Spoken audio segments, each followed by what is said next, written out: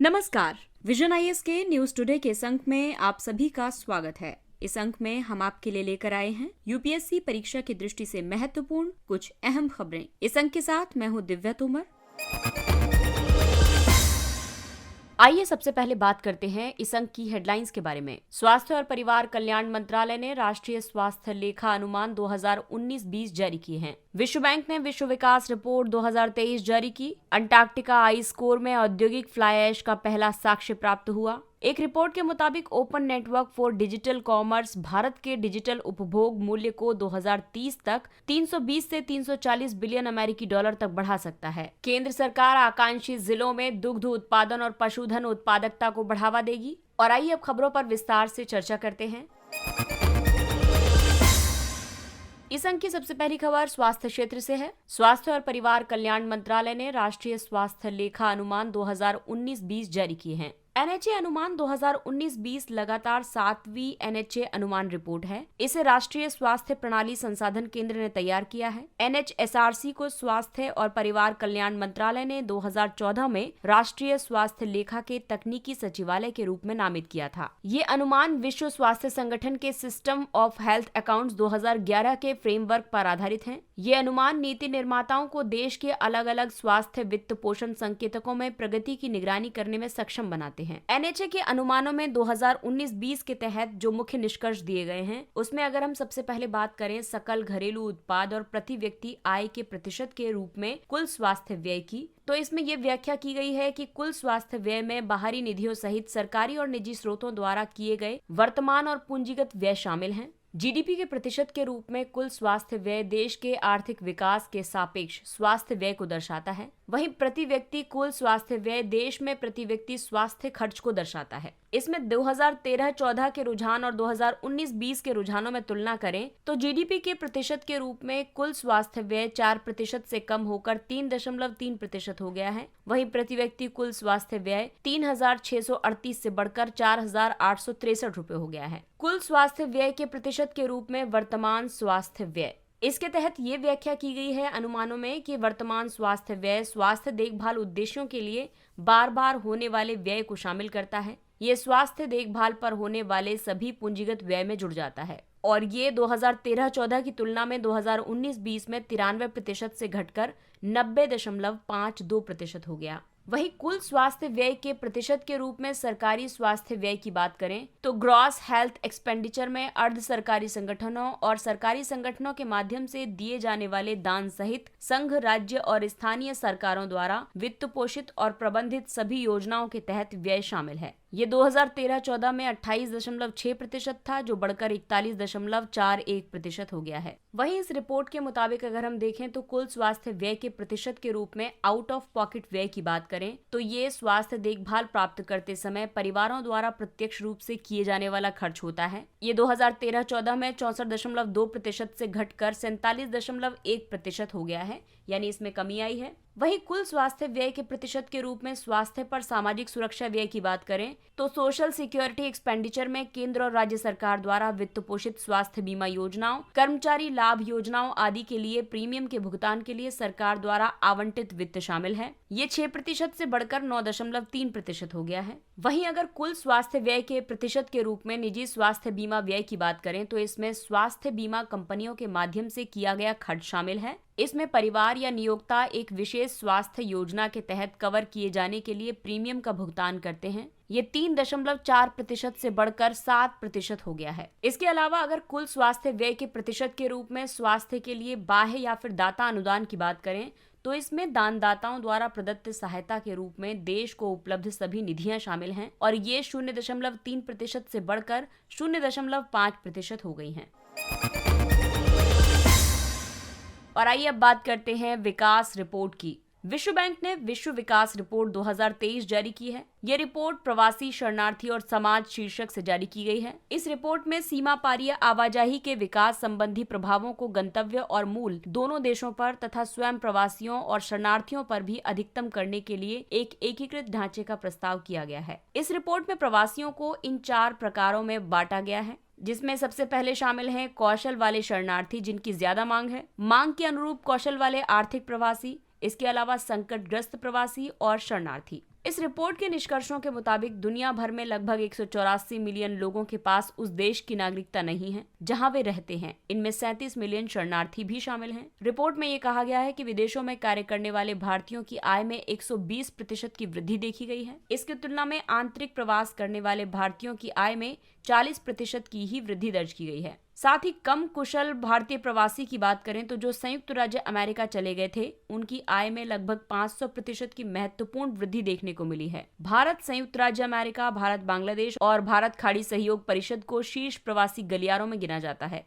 Report में ये सुझाव दिए गए हैं कि एक मैच एंड मोटिव फ्रेमवर्क को अपनाना चाहिए। ये फ्रेमवर्क इस पर आधारित होगा कि प्रवासियों के कौशल उनके गंतव्य देशों की जरूरतों से कितना सुमेलित हैं। साथ ही ये इस पर भी आधारित होगा कि उनके प्रवास के प्रेरक कारक क्या हैं। मूल देश जो हैं, उनको अपनी विकास रणनीति में श्रम प्रवासन को भी एकीकृत करना चाहिए। गंतव्य देशों को भी अपनी श्रम जरूरतों को पूरा करने के लिए एक मजबूत मैच माइग्रेशन प्रणाली का उपयोग करना चाहिए और साथ ही प्रवासियों के समावेशन को सुविधाजनक बनाना चाहिए। प्रवासी दरअसल वे होते हैं जो अपने सामान्य निवास वाले देश से अन्य देशों में चले जाते हैं और जिस देश में निवास करते हैं उसके नागरिक नहीं होते हैं। प्रवासन की चुनौतियों की बात करें तो इसमें प्रतिभा का पलायन होता है, सामाजिक आर्थिक समावेशन में कठिनाइयां आती हैं और प्रवासियों को मिलने वाले अधिकार कम हो जाते हैं।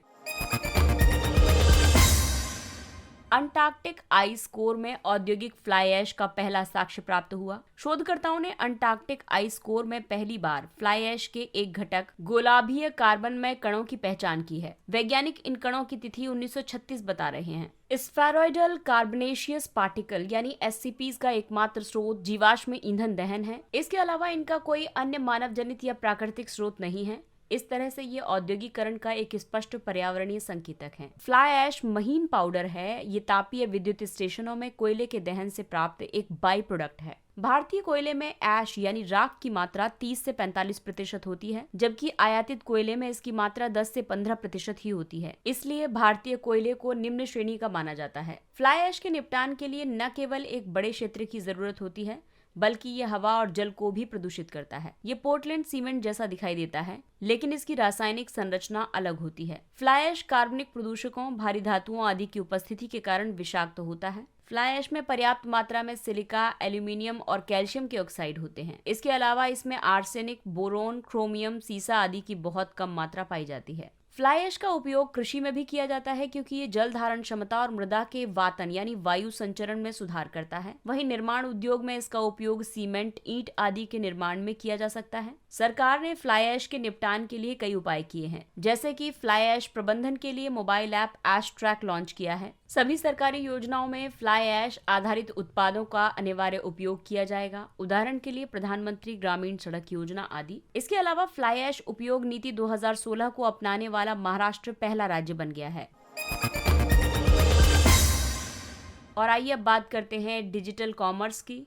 एक रिपोर्ट के मुताबिक open network for digital commerce Bharat के डिजिटल उपभोग मूल्य को 2030 तक 320 से 340 बिलियन अमेरिकी डॉलर तक बढ़ा सकता है। ONDC ने डेमोक्रेटाइजिंग डिजिटल कॉमर्स इन इंडिया शीर्षक से एक रिपोर्ट जारी की है। इसे ज्ञान भागीदार के रूप में मैकिन्जे एंड कंपनी के सहयोग से जारी किया गया है। रिपोर्ट के मुताबिक ONDC वर्ष 2030 तक डिजिटल रूप से लेन देन करने वाले ग्राहकों की संख्या को 500 मिलियन तक ले जाने में भारत को सुविधा प्रदान करेगा। ये संख्या वित्त वर्ष 2022 की 165 से 190 मिलियन की तुलना में 3 से 4 गुना ज्यादा है। भारत के डिजिटल कॉमर्स इकोसिस्टम के समक्ष जो चुनौतियां हैं, अगर उनकी बात करें तो सबसे पहली बात यह है कि ऑनलाइन शॉपिंग के साथ जो ग्राहक हैं वो सुविधाजनक महसूस नहीं करते। साथ ही व्यवसाय से व्यवसाय यानी बिजनेस टू बिजनेस तक विक्रेताओं की कम पहुंच है। ये लगभग 1 से 1.5% ही है। इसके अलावा आपूर्ति श्रृंखला की लागत का ज्यादा होना। ONDC को वाणिज्य और उद्योग मंत्रालय के उद्योग संवर्धन और आंतरिक व्यापार विभाग यानी DPIIT ने लॉन्च किया था। इसका उद्देश्य कुछ बहुराष्ट्रीय कंपनियों के डिजिटल एकाधिकार को नियंत्रित करना है। ये डिजिटल या इलेक्ट्रॉनिक नेटवर्क पर वस्तुओं और सेवाओं के विनिमय के सभी पहलुओं के लिए ओपन नेटवर्क को बढ़ावा देता है। ONDC पर ई-कॉमर्स प्लेटफॉर्म को एकीकृत करने का कार्य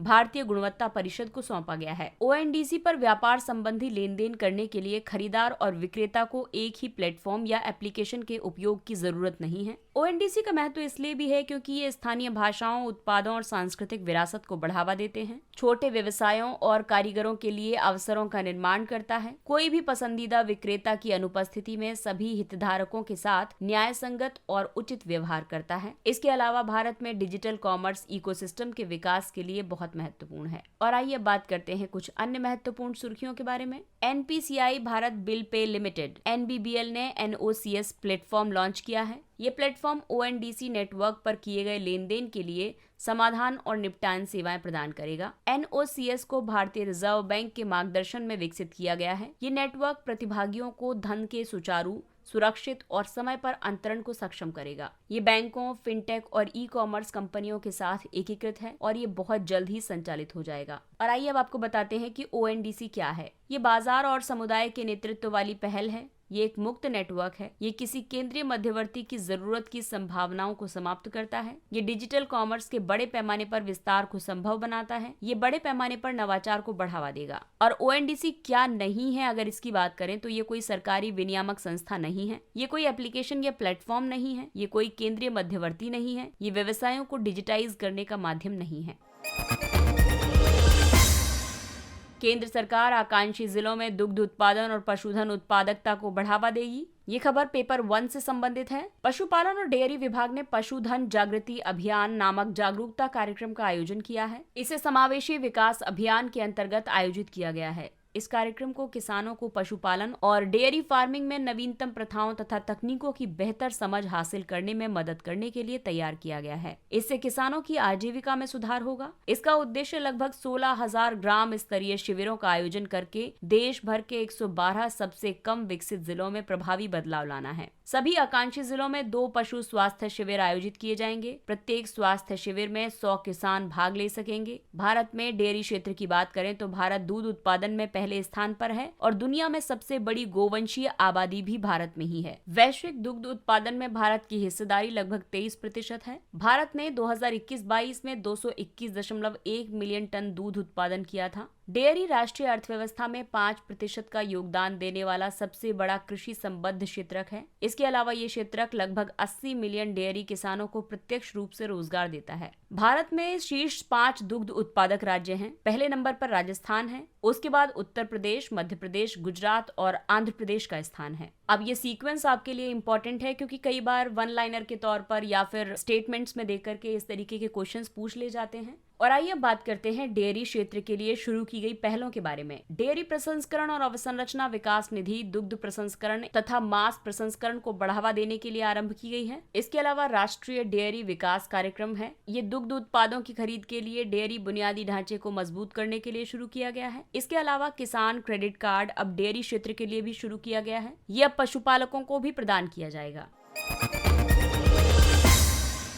और आइए अब बात करते हैं कुछ अन्य महत्वपूर्ण सुर्खियों की। गंभीर धोखाधड़ी जांच कार्यालय SFIO serious fraud investigation office SFIO ने वित्त वर्ष 2023 में अपनी क्षमता में वृद्धि करते हुए 23 मामलों की जांच पूरी कर ली है। SFIO का मुख्यालय नई दिल्ली में है। ये कॉर्पोरेट कार्य मंत्रालय के तहत एक बहुविषयक संगठन है। SFIO में कई क्षेत्रों जैसे कि लेखा विधि, फोरेंसिक लेखा परीक्षा, कानून, सूचना प्रौद्योगिकी, अन्वेषण, कंपनी कानून, पूंजी बाजार और कराधान के विशेषज्ञ शामिल होते हैं। इस संगठन का कार्य अपराधों या धोखाधड़ी का पता लगाना, उन पर अभियोग चलाना या अभियोग चलाने की सिफारिश करना है। इसे कंपनी अधिनियम 2013 के तहत वैधानिक निकाय का दर्जा प्राप्त है। SFIO को कंपनी अधिनियम के उल्लंघन के मामले में आरोपी व्यक्ति को गिरफ्तार करने की शक्ति दी गई है। SFIO के अधिकारियों की जांच में सहायता के लिए 2013 में computer forensic and data mining laboratory CFDML की स्थापना की गई थी।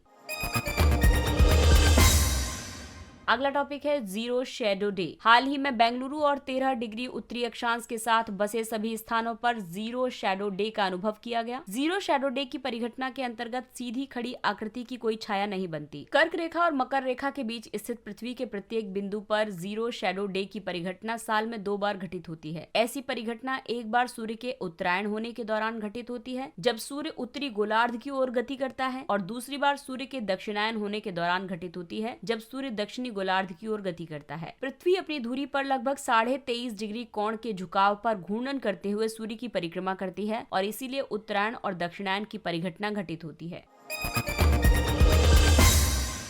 और आइए बात करते हैं अगली खबर की। एक अध्ययन के अनुसार वायु प्रदूषण शिशुओं में मस्तिष्क के विकास को धीमा कर सकता है कि इंडोर वायु की खराब गुणवत्ता 2 साल से कम आयु के बच्चों में संज्ञानात्मक विकास को बाधित कर सकती है। इंडोर PM 2.5 की उच्च सांद्रता श्वसन मार्ग से मस्तिष्क में पहुंच सकती है और बच्चों के कॉग्निटिव डेवलपमेंट या फिर उनके कार्यों को प्रभावित कर सकती है। PM 2.5 शिशुओं के अन्य अंगों के विकास को भी प्रभावित कर सकता है और साथ ही फेफड़ों को खराब करने का कारण बन सकता है। इसके अलावा शिशुओं में चयापचय संबंधी यानी मेटाबॉलिक बीमारियों का खतरा बढ़ जाता है। PM 2.5 महीन कण होते हैं जो श्वास के द्वारा शरीर के भीतर पहुंच सकते हैं। इन कणों का व्यास आमतौर पर 2.5 माइक्रोमीटर या फिर इससे छोटा होता है। The big catch up. विश्व स्वास्थ्य संगठन, यूनिसेफ, वैक्सीन अलायंस, गावी और Bill and Melinda Gates Foundation immunisation agenda 2030 तथा अन्य स्वास्थ्य भागीदारों के साथ द बिग कैचअप का क्रियान्वयन कर रहे हैं। ये एक लक्षित वैश्विक प्रयास है। इसका उद्देश्य कोविड-19 महामारी के कारण बाल टीकाकरण में आई गिरावट को रोककर टीकाकरण की गति में तेजी लाना है। इस पहल में भारत सहित उन 20 देशों पर विशेष ध्यान दिया जाएगा जहां 2021 में टीकाकरण से चूक गए 3/4 बच्चे रहते हैं। ये पहल स्वास्थ्य देखभाल कार्यबल को मजबूती प्रदान करेगी, स्वास्थ्य सेवा वितरण में सुधार करेगी, टीकों की मांग का सृजन करेगी और टीकाकरण को पुनर्बहाल करने में आने वाली बाधाओं को दूर करेगी। खांसी की संदूषित सिरप। विश्व स्वास्थ्य संगठन ने भारत में निर्मित खांसी के सिरप में संदूषित पदार्थों की उपस्थिति के बारे में वैश्विक चिकित्सा चेतावनी जारी की है। WHO चिकित्सा उत्पाद चेतावनी में खराब गुणवत्ता वाली गुएफेनेसिन सिरप TG सिरप के एक बैच का उल्लेख किया गया है। इन्हें मार्शल आइलैंड्स और माइक्रोनेशिया में पहचाना गया है। गुएफेनेसिन कफ बाहर निकालने की एक दवा है। इसका उपयोग सीने में बलगम के जमाव और खांसी के लक्षणों से छुटकारा पाने के लिए किया जाता है। WHO ने इस दवा के नमूने का विश्लेषण किया और पाया कि इसमें संदूषित डाइथिलीन ग्लाइकोल और एथिलीन ग्लाइकोल मौजूद है। डाइथिलीन ग्लाइकोल और एथिलीन ग्लाइकोल का सेवन मनुष्यों के लिए विषाक्त है और ये घातक साबित हो सकता है। शिंग्रिक्स वैक्सीन। ग्लैक्सोस्मिथक्लाइन फार्मा ने शिंगल्स के बचाव के लिए भारत में शिंग्रिक्स वैक्सीन को लॉन्च किया है। शिंगल्स एक तरह का चर्म रोग है जो कि वेरिसेला जोस्टर वायरस के फिर से सक्रिय होने के कारण होता है। ये वही वायरस है जिससे चिकन पॉक्स होता है। मधुमेह, हृदय रोग और गुर्दे की बीमारियों से पीड़ित लोगों में शिंगल्स होने का खतरा ज्यादा है। इसका कारण ये है कि इन बीमारियों की वजह से उनका प्रतिरक्षा तंत्र कमजोर हो जाता है। शिंग्रिक्स वैक्सीन 50 वर्ष या उससे अधिक आयु के वयस्कों में शिंगल्स, जिसे हर्पीज जोस्टर और पोस्ट हर्पेटिक न्यूरोल्जिया को रोकेगी। ये दुनिया की पहली नॉन लाइव रिकॉम्बिनेंट सब यूनिट वैक्सीन है। इसे 2 खुराक में दिया जाता है। इसे इंजेक्शन के माध्यम से मांसपेशियों में लगाया जाता है। इसे US food and drug administration US FDA और यूरोपीय आयोग ने मंजूरी दी है। अगला टॉपिक है यूरिक एसिड। वैज्ञानिकों ने यूरिक एसिड का पता लगाने के लिए एक नया लचीला बायो इलेक्ट्रॉनिक यूरिक एसिड जांच उपकरण बनाया है। इसका उपयोग धारण करने योग्य सेंसर और पॉइंट ऑफ केयर नैदानिक परीक्षण में किया जा सकता है। इस उपकरण को जैव प्रौद्योगिकी विभाग के अधीन विज्ञान एवं प्रौद्योगिकी उच्च अध्ययन संस्थान के वैज्ञानिकों ने निर्मित किया है। Uric acid carbon, nitrogen, oxygen और हाइड्रोजन का हेटेरोसाइक्लिक यानी विषम चक्रीय यौगिक है। ये सबसे महत्वपूर्ण एंटीऑक्सीडेंट्स में से एक है। ये सजीवों में रक्तचाप की स्थिरता को बनाए रखने में मदद करता है और ऑक्सीडेटिव तनाव को कम करता है। ये मानव शरीर में मुख्य रूप से यकृत यानी लीवर में अपशिष्ट उत्पाद के रूप में उत्पन्न होता है। अगला टॉपिक है चुराई गई हनुमान जी की मूर्ति। उत्तरवर्ती चोल काल से संबंधित चुराई गई हनुमान जी की एक मूर्ति ऑस्ट्रेलिया में वापस मिल गई है। ये मूर्ति तमिलनाडु के अय्यालूर जिले के एक विष्णु मंदिर की थी। अब तक अलग अलग देशों से 251 पुरावशेष वापस लाए जा चुके हैं। इनमें से 238 को 2014 से वापस लाया गया है। इंडिया प्राइड प्रोजेक्ट एक वैश्विक संगठन है। ये भारत की खोई हुई विरासत को फिर से प्राप्त करने के प्रति समर्पित है। ये कला प्रेमियों का एक नेटवर्क है। ये भारतीय मंदिरों से चोरी की गई पवित्र कलाकृतियों को ट्रैक करने और उन्हें सुगमता पूर्वक वापस लाने के लिए ऐतिहासिक दस्तावेजों तथा सोशल मीडिया का उपयोग करता है। और आइए अब चर्चा करते हैं सुर्खियों में रहे मंदिर के बारे में। तो आइए चर्चा करते हैं केरल के तिरुनेली मंदिर की। Indian national trust for art and cultural heritage ने तिरुनेली स्थित श्री महाविष्णु मंदिर में चल रहे जीर्णोद्धार के दौरान सरकार से मंदिर की 15वीं शताब्दी की संरचनाओं के संरक्षण का आग्रह किया है। इस मंदिर की चुट्टाम्बलम्ब यानी गर्भगृह के आसपास की संरचना नष्ट हो चुकी है। ये मंदिर पारंपरिक केरल स्थापत्य कला शैली में निर्मित है। ये केरल के वायनाड में ब्रह्मगिरी पहाड़ियों के पास पापनाशिनी नदी के तट पर अवस्थित है। ऐसा माना जाता है कि यहाँ भगवान विष्णु की मूर्ति को भगवान ब्रह्मा ने स्थापित किया था। इसकी पश्चिमी दिशा में गुफा मंदिर गुन्निका स्थित है जो भगवान शिव को समर्पित है। इसी तरह से ये मंदिर त्रिदेवों यानी शिव, विष्णु और ब्रह्मा से धन्य है। और अगला स्थान है श्री सीताराम स्वामी मंदिर त्रिशूर, केरल। प्रधानमंत्री ने त्रिशूर पुरम महोत्सव के अवसर पर सीताराम स्वामी मंदिर में 55 फीट ऊंची केरल की सबसे बड़ी हनुमान प्रतिमा का अनावरण किया। त्रिशूर पुरम को सभी पुरम यानी केरल के मंदिर उत्सव की जननी माना जाता है। ये त्रिशूर के वडक्कुनाथन मंदिर में हर साल मनाया जाता है। ये मंदिर भगवान श्री सीताराम, भगवान अयप्पा और भगवान शिव को समर्पित है। इसके साथ ही ये अंक समाप्त होता है। अगले अंक में फिर मुलाकात होगी कुछ अन्य महत्वपूर्ण खबरों के साथ। तब तक अपना ख्याल रखिए, सुरक्षित दूरी बनाए रखिए, मास्क पहनिए, हाथ और चेहरा साफ रखिए। और अगर ये कंटेंट और जानकारी आपको पसंद आ रही है तो और छात्रों के बीच में भी इसे शेयर कीजिए, सब्सक्राइब कीजिए और इसी अपील के साथ विजन IAS की पूरी टीम को दीजिए इजाजत। नमस्कार।